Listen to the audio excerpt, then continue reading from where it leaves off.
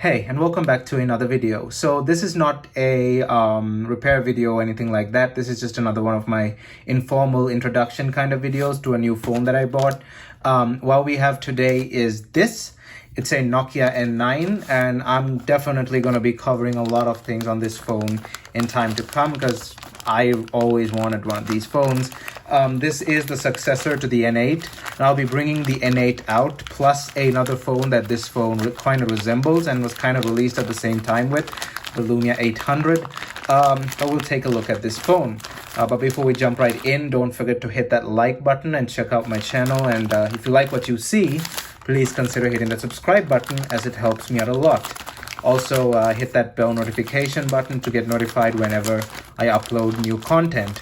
And I'm on Instagram, Discord, and Twitter as well, and you can find me on those using the links down in the description below. Okay, he said it comes with a charger. It's a micro USB cable. Is this the Nokia cable? It could be, or it could be just junk. I don't know.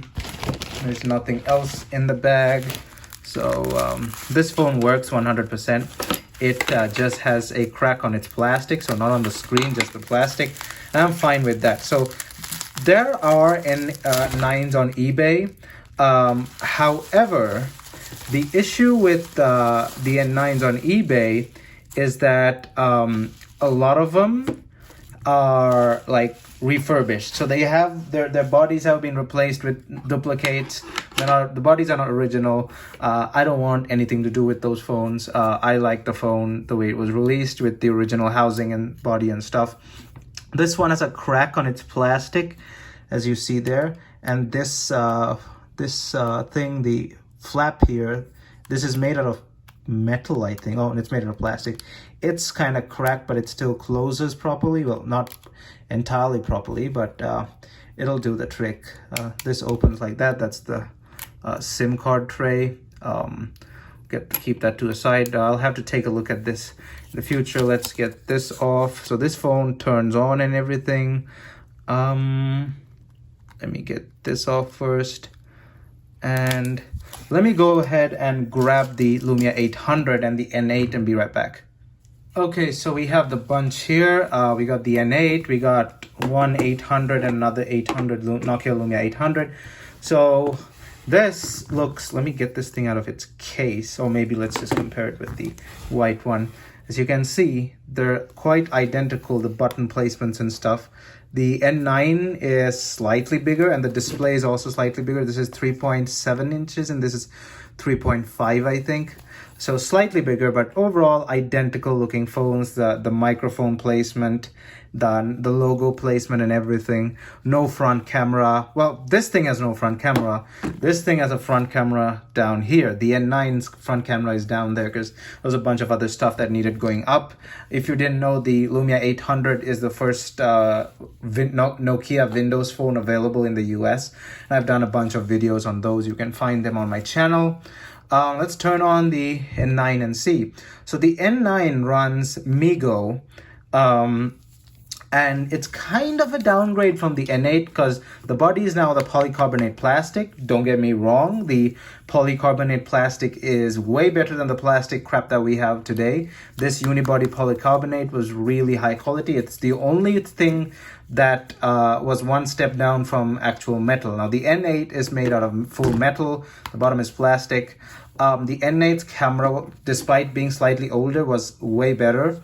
It has a xenon flash as well. It has a 12 megapixel camera. Maybe the N9 had slightly better color accuracy and stuff, but overall the N8 was said to have a better camera overall. Again, this thing runs MeeGo.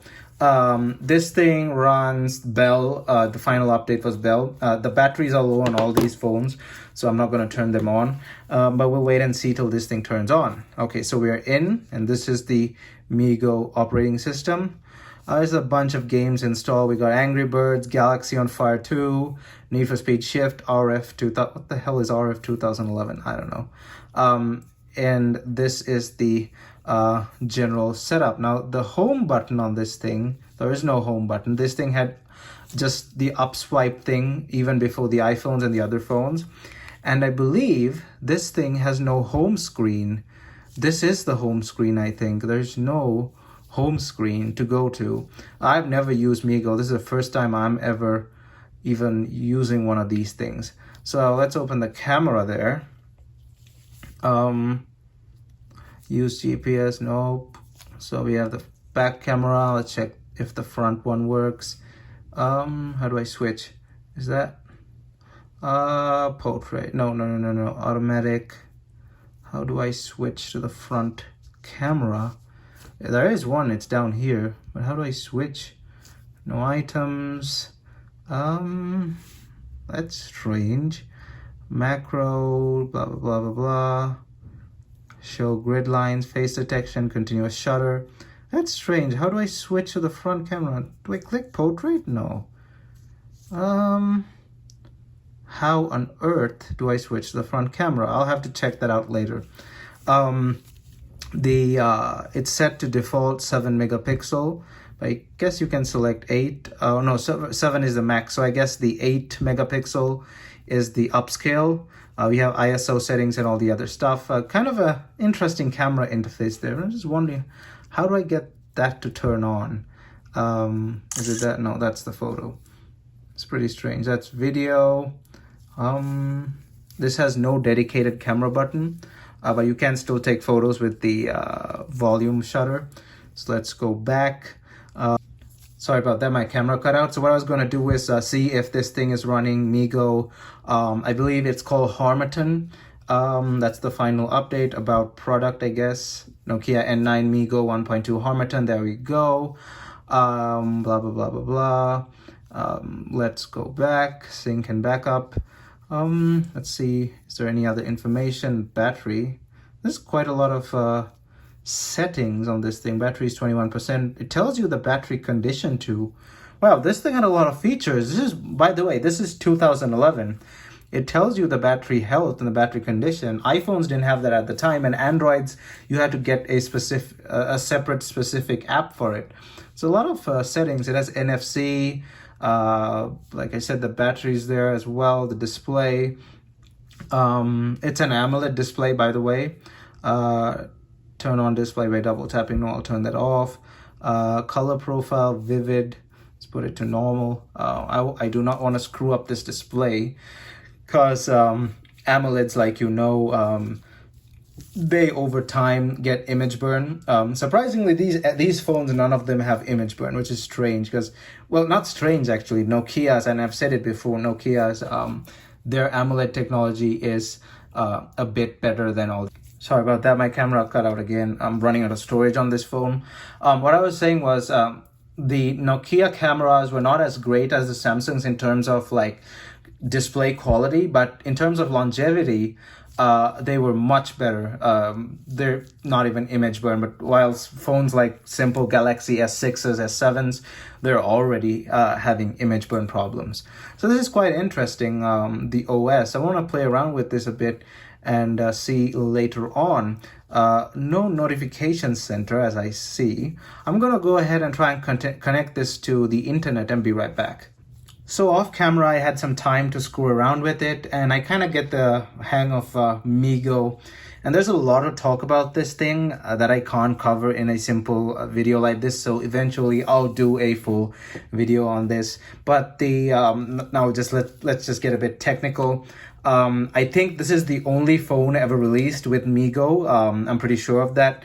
It was a short-term partnership with Nokia and I think Microsoft, and then the successors to this were Jola, and then there are a couple of other versions. Was it Jola OS? I can't really remember, but there was a lot of bunch of, this is Linux-based, by the way, a lot of Linux-based stuff back in 2010, 2011. And the main purpose of this phone is one-hand use. So as you can see, I can do all of that with a single hand. Everything is swipe-based. And I was wondering, where the hell is the multitasking? It's here. I just got to pull up like that and hold it. Wait, I want to do it now. Let's go to music. Now pull up and hold. There we go. So when we're in an application, you just pull up and hold. That's your multitasking. So you can go like that. It's quite fast too. and if you want to go back, you pull up. Again, other, like if you want to go to the older apps, you can swipe like that and you'll see them. You can press and hold and you can close them like that, which is quite interesting. So there's no home screen on this thing. It's just straight to the apps like that.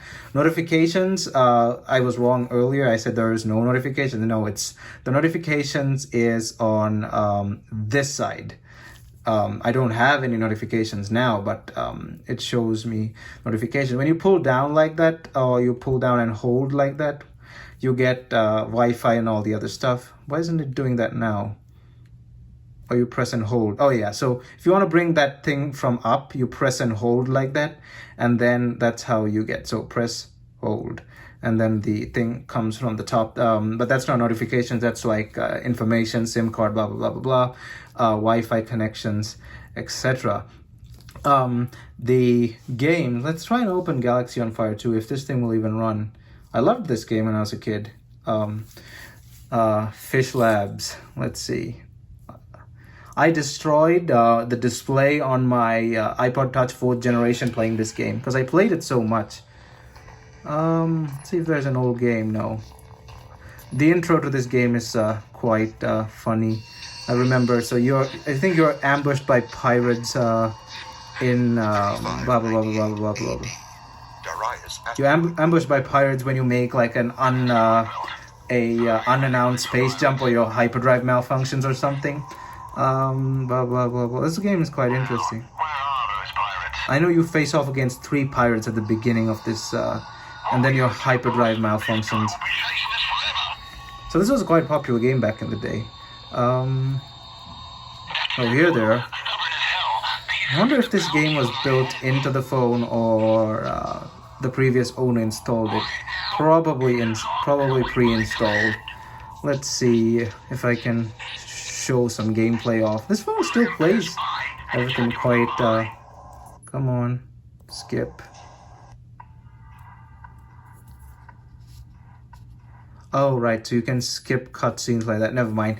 You know what, this is about the phone, not about the game. So let's close that. But that game was quite interesting, to say the least. Okay, so now that that's out of the way, I want to talk about the front camera.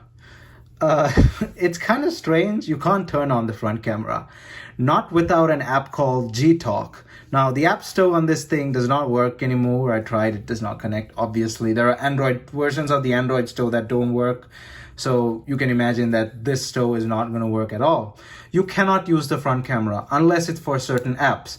There was an app apparently called Aura that allowed you to turn on the front camera, but was mainly used for this app called G-Talk. It was some service or something. So there's no way in hell you can turn the front camera on, which is quite weird. I don't know why they do that instead of just giving people the option, because the N8 front camera, you could turn it on. I don't know why they did that, but they did it for some reason. So I do see the point of MeeGo, but I also don't see the point of MeeGo, because why didn't they let me use the front camera? But the one-hand use thing is definitely quite interesting. I saw the Notes app. It reminded me of the older iPhone Notes app, the kind of the layout there. But these the icons are circular, almost circular here. It's quite interesting, honestly, to see the first and only phone with running this MeeGo OS thing. I will definitely be covering this phone in time to come. The only thing is I'm kind of like wary of taking this thing out, because these phones are not easy to get. I can get N8s from everywhere. I have another N8, honestly. These things, though they're rare in the US, I can get them from Asia whenever I want, if I want another one. This one's display doesn't work, by the way. It works, but not really. This one works fine. These two are never released in the US, but I still can get my hands on them. This thing, with its original body and stuff, quite hard to get. There are a few refurbs from China, but I don't want them. And the ones that are used, there are like 2 or 3 of them on eBay right now. They're quite expensive, like $200, $300. This one was like, what, $40 or something? So I got a completely good bargain there. Some of these apps run, some don't. Does YouTube run? I didn't check that. So it's a browser-based YouTube. It should work, honestly.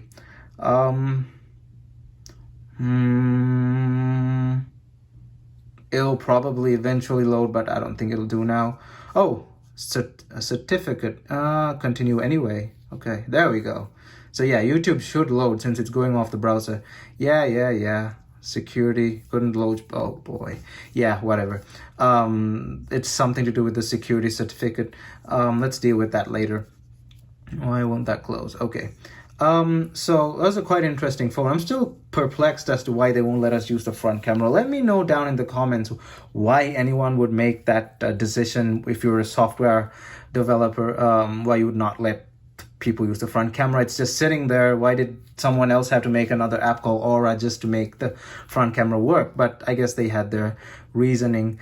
But anyway, I will be covering this phone in the future, definitely. One of the more interesting phones that I bought in recent times. We'll be comparing it in more detail with the Nokia N8 and all the other phones. This phone's successor, by the way, was the Nokia Lumia 900, which is in a box there. I'm not going to pull it out now.